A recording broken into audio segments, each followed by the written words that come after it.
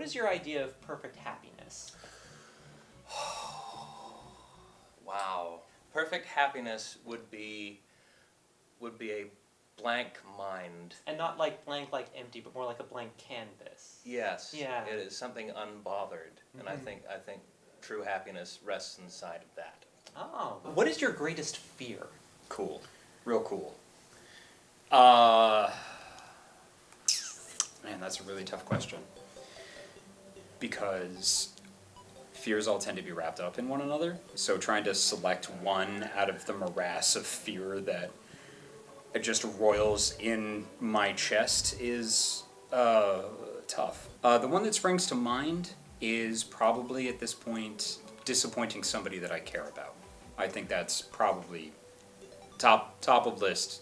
Disappointing somebody that I care about. Now that I gave it like half a thought and I've been looking at the nighttime, the answer that I came up with is not my greatest fear. My greatest fear, and I'm not saying it's rational, but my greatest fear is that I am going to somehow fall down on the path of my own personal self-growth. That I'm not going to be able to grow and become the version of myself that I dearly, dearly wish and know to be. That all of the effort that I'm putting in, all of the working out and cold showers and classes and everything, I'm not going to be able to get to where I want to be. That's my biggest fear. Then it's a fear. I'm not saying it's going to happen. I'm not saying it's something that dominates my life. But if I was going to say it's my biggest fear, that is my biggest fear. But I'm not going to let that happen. What is the trait you most deplore in yourself? Needing to be accepted. It's the drive within yourself to be the person you want to be, and knowing that part of that annoys people sometimes, and you just have to do it. I hate that about myself. What is the trait you most deplore in others? I could give you a really big list of that, but I suppose most means top, and I would definitely say selfishness. I think it's very easy to be selfish. And I think it is only marginally more difficult to think of other people and try to do a nice thing, not for reward, but just because it could happen. Which living person do you most admire? I am blanking on their name at the moment.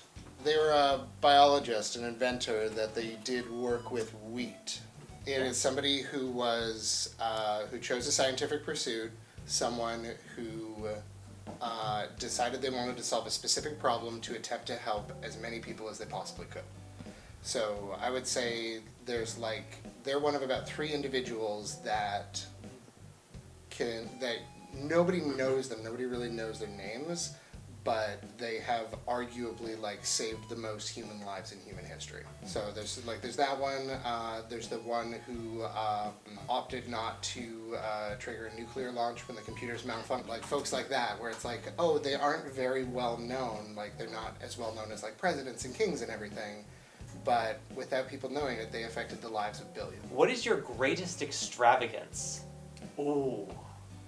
I have many. I don't know if I can pick a great... I'm not a person that just buys the no-name brand because I enjoy something that has, body, flavor, experience. I would probably say I'm never afraid to spend money when it comes to a celebration. Anniversary with my partner, we'll always go out and spend a really good time and have a very wonderful meal, and usually it's a little more expensive than we expect. That's okay, because you know what? We're worth it. What is your current state of mind? Right now? I mean, up until that moment, it was sort of anxious chaos, but now it's, right the second when someone asks you a question and then you cease existing on this mortal plane in any sort of capacity. That's pretty much where I'm at currently. What do you consider the most overrated virtue? Chastity by far. On what occasion do you lie? I lie to people who have dementia. Generally, one of the best ways of working with and being present to a person with dementia is to figure out where they are in their life and just let yourself be in that story.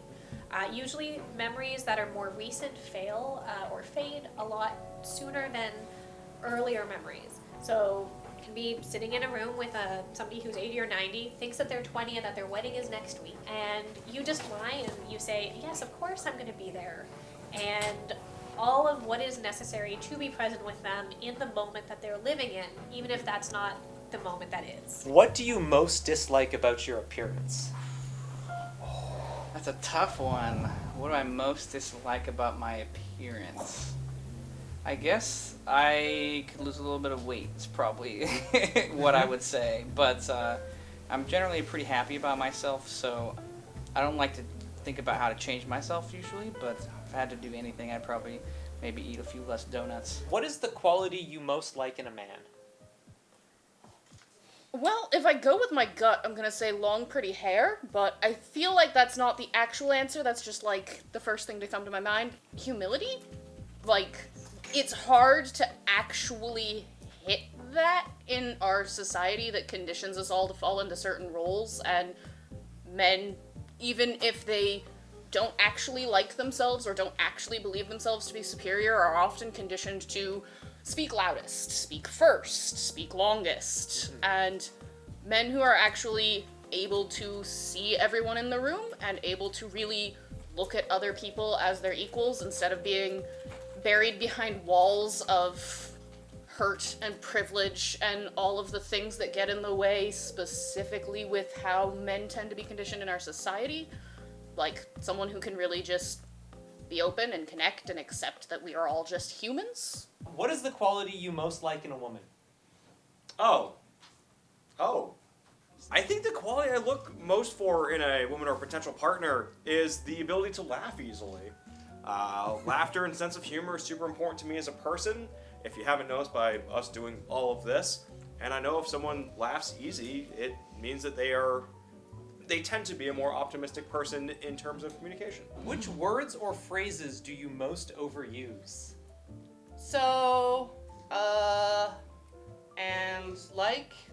What or who is the greatest love of your life? Well, the correct answer would be my spouse. We've been together for almost 5 years now. We're celebrating our 3rd wedding anniversary next year. If that is not part of the question, if that's just the given, then I would probably say our dog. And frankly, our entire furry family. It's 3 cats, a dog, the outside cat, and whoever else just shows up on our doorstep, to be honest with you. When and where were you happiest? Ooh. God. You know, it's really hard to rank them, but I gotta say one of the most satisfying moments was after my my high school graduation party, which I spent in a friend's basement as the only sober teenager. I had spent the night sleeping under a pool table on the floor, and then my parents came and picked me up the next morning and took me to their hotel room, which they still had for a few hours. And they said, "You look terrible. Let's leave you. We'll go ahead and leave you in this room for a little while we go do some shopping." And I sank into the fluffiest, whitest, quietest duvet. I was just encased in down. Oh. And just some golden late morning sunlight was coming in through the slats on the windows, and it was just the deepest, softest, best sleep I have ever known in my entire life. Which talent would you most like to have?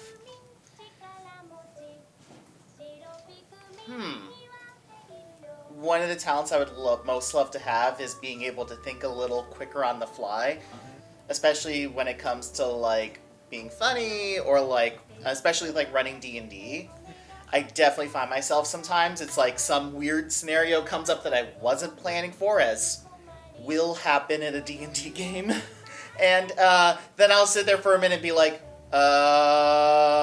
how would the mechanics handle this? If you could change one thing about yourself, what would it be? One thing. There are a lot of things about myself that I do like. The things that I don't... You know, I think a good answer of what I would change about myself. I think what I would change about myself would be being more accepting of who I am. because I think the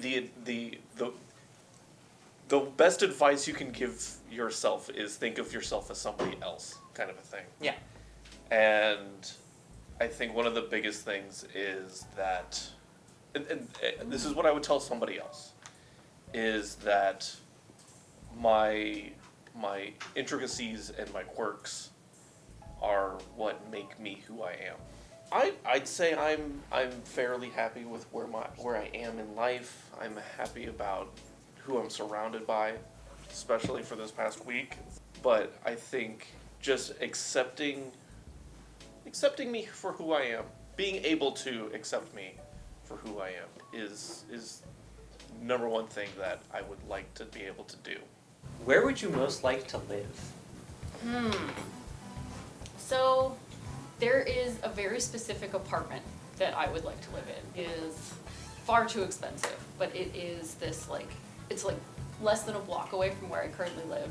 It is 3 bedrooms, 2.5 bathrooms. It's right on a greenway. There is a beautiful green space across the street where we could have Maple run around and play in the park with all the other dogs. It's big enough that we could have people over and they wouldn't have to sleep on a couch. It's the dream. It's the dream. It's in Vancouver. It's in Olympic Village, and What is your most treasured possession? I have several possessions, but how treasured are any of them? I'm going to say, because it is important to both me and my partner, it's going to be this thing that I carry with me all the time, my wedding band. Because it's most treasured because, as you can see, I like to just roll it around in my hand and probably drop it on the floor sometimes. And then I just scramble to get it, and then I remember, oh yeah, that's important. Mm-hmm. It can't be cherished if you don't remember that it's cherished. What do you regard as the lowest depth of misery? The lowest depth of misery. Truly, the lowest depth of misery would have to be loneliness. Mm-hmm. Because any other misery, we're human creatures. We are social beings, and we share things. We share our joys, we share our triumphs, we share our lows, and that's what allows us to really function. Because, if we're happy, you can get overexcited, and you can spread that joy. If you're feeling low, you can spread that out amongst other people and comfort each other. But if you're alone, you have to carry that yourself, and that will weigh and continue to weigh until you either claw your way out through pure mental fortitude or wallow for the rest of time. What is your most marked characteristic? I'm sorry, repeat the question? What is your most marked characteristic? Marketable or marked? Oh, Marked. Marked. My tattoos? What is your favorite occupation? Comedian. Big respect for the profession. Help people relax, laugh, maybe think a little bit about their own lives. I respect anyone brave enough to get up and do their best to make people in the room laugh. What do you most value in your friends? That's a good question. What do I value most in my friends? Honesty. As long as you were honest with me and I with you, I feel like we're going to do okay. Who are your favorite writers? J.R.R. Tolkien. The list used to be longer, but unfortunately a couple of those authors have done some skeezy things in the last 5 years, so I've just cut them off the list recently. Who is your hero of fiction?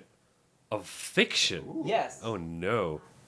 You see, this is a problem because I can't think of lists of people or things very easily. I could just go with Link. Link is a fictional hero of fiction. How would you like to die? That's actually a really good question. Because, the easy answer, is, die in your sleep. But, I think that, honestly, the ideal way to die would just to be surrounded by people who love me and just kind of, just going and being left with the memory of my loved ones. Which living person do you most despise? Without going into too much detail, there's a certain individual that I can think of off the top of my head who caused harm to a family member, who I would say I despise them with a passionate fire. What is your motto? I would say unironically #YOLO. But for real though, I as I've gotten older, I think I've realized that you have less and less of your life left. So the chance, if you are waiting for that perfect moment to do something, or take that trip that you've been meaning to do, like do it. Like you don't know how much time you have left, and you don't know when your next opportunity is going to be. So if the opportunity arises, you should take it. Who are your heroes in real life? Oh, jeez. I want to say for realsies, Brennan Lee Mulligan. I'm a big Brennan Lee Mulligan fan. He's a good egg. He just seems like he'd be a nice guy to meet. What are your favorite names? My favorite names? I can honestly say this is not something I have ever thought of. Like, there are people who I like very much who have names, but I don't. I've never considered this in my life. Like, obviously I like the name Penelope. We wouldn't have named her Penelope if Kathleen and I both didn't think that was a good name. But like, There are so we didn't sit down and go like, all right, Kathleen, what are our favorite names? I'm drawing an absolute blank on the concept of a name. No, I mean, yeah, I do like the name Penelope. Sure. All right. I do like the name Penelope. Perhaps there is a very strong association with a person in my life with that name, and maybe that's why I like that name so much. But, yeah.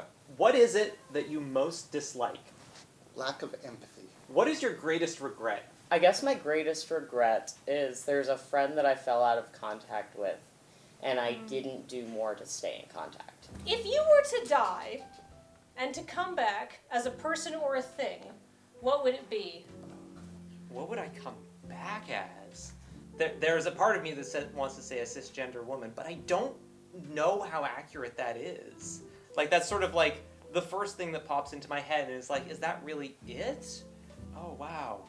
I think if I had to come back, I would want to come back as a person whose life is remarkably different than mine.